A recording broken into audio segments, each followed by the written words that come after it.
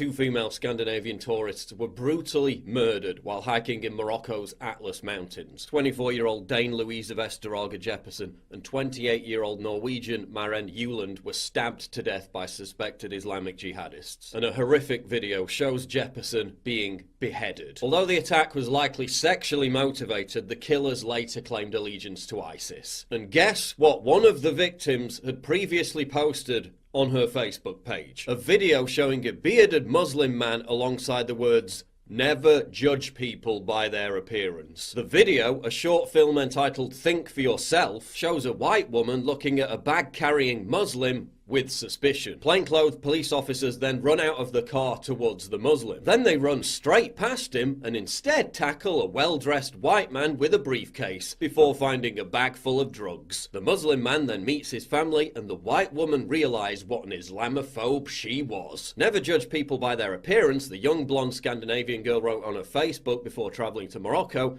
where she was decapitated. This is what the three men who did it looked like. Some people even reported that the mother of one of the victims in Morocco was posting love heart emojis aimed at Moroccans on Facebook just days after her daughter was brutally slaughtered. Swedish news outlets later reported that the rape and beheading carried out by supporters of Islamic State had nothing to do with Islam. And so we observe yet another tragic case of cultural relativism. The idea that a person's beliefs, values and practices should be understood based on that person's own culture rather than be judged against the criteria of another. How many times have we seen ardent progressives visit shithole countries proclaiming love and peace to be universal, only for them to end up dead? Pippa Bacca, the performance artist who said she would hitchhike from Italy to the Middle East to, quote, send a message of peace and marriage between different peoples and nations. Her sister said she thought that in the world there were more positive than negative people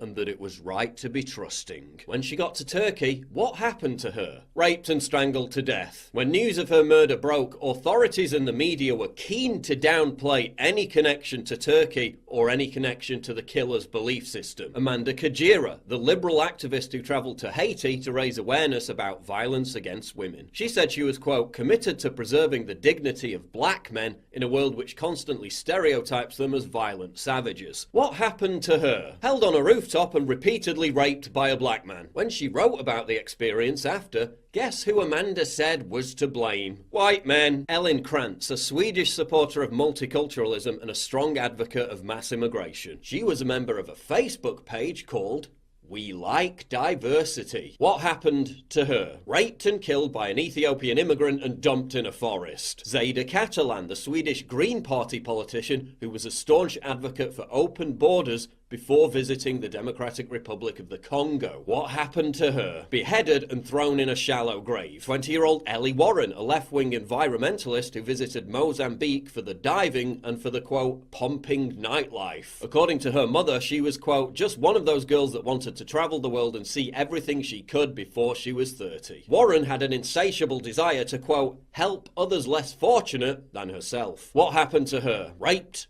murdered and dumped in a toilet block. American Lauren M., working as an au pair in Austria, responded to a campaign encouraging people to take refugees and migrants into their own homes. She took in a Gambian migrant who had escaped from a local refugee centre to escape deportation and had a warrant out for his arrest. Lauren gave the migrant a home despite him being previously accused of sexually assaulting a minor. What happened to her? Raped and suffocated to death. Belgian psychologist Malaise Derrymaker worked with failed asylum seekers in Sweden to prevent their deportation. What happened to her? Mowed down by a truck driven by a failed asylum seeker. A female interpreter working on a documentary about the plight of vulnerable refugees. What happened to her? Raped by refugees. These cases are commonplace, with NGOs and charities routinely covering them up so as not to stigmatise migrants. And then there was the left-wing couple who cycled through the Middle East and the Balkans. This is what they wrote before embarking on their journey. You read the papers and you're led to believe that the world is a big scary place. People, the narrative goes, are not to be trusted. People are bad.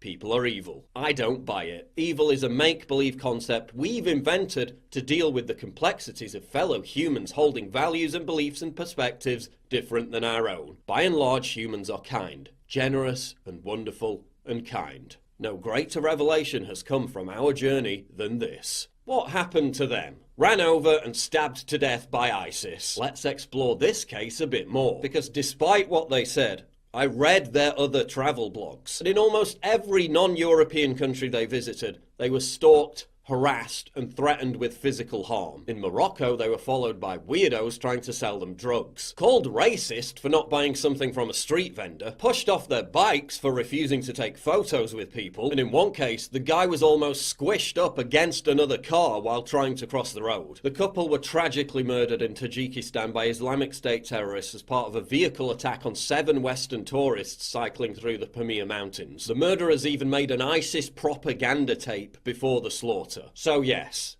evil does exist, and there are evil people in the world. And some countries are more dangerous than others because some cultures and some belief systems are worse than others. Our negative view of some other cultures isn't just a product of our own ignorance and bigotry. It's a fair appraisal of what happens in those countries due to the attitudes of the people who live there. Does that mean that everyone in Morocco or Tajikistan is out to harass, attack or murder Western tourists? No, of course not. But that's not the issue. The issue is that leftists have embraced moral and cultural relativism. They've projected their own self-delusion that the world can be a utopia if we just all collectively believe it to be that way. No, the world doesn't work like that. There are bad people in the world. Evil exists in the world. And no amount of wishy-washy, #love wins speciousness is ever going to change that fact. Olá pessoal, tudo bem?